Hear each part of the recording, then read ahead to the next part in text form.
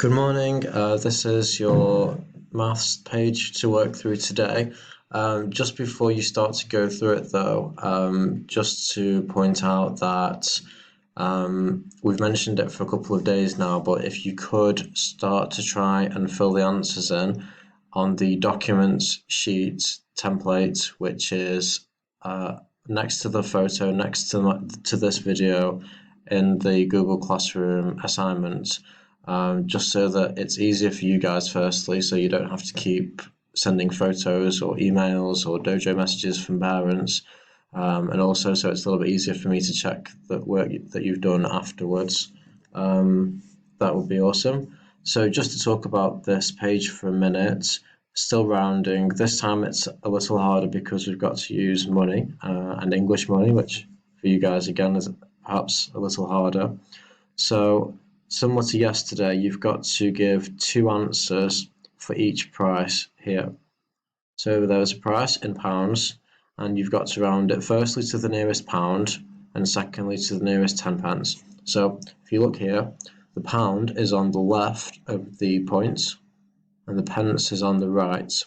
So firstly to the nearest pound. So we've got to look at this one here to decide if that will round down or up. So remember, if it's above 5, it's rounding up. If it's below 5, it's rounding down.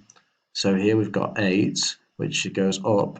So that will be going up to £4. And as you can see there, it's just £4 with no points, nothing after it. So the first answer for each of these questions will just be the pounds without the point, without the pence.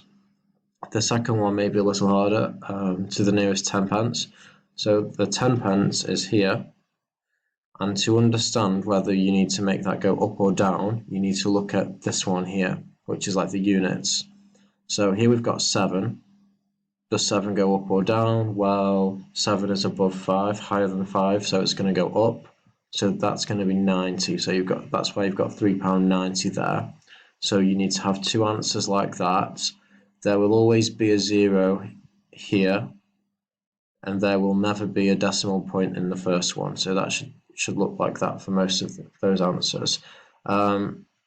This one's a little bit more difficult. This is going to take a little bit of problem solving. So this guy here, looking pretty happy, is Mr. Green. He's got a shop. Thankfully his shop is still open. It's still working despite the lockdown. Because he's still smiling.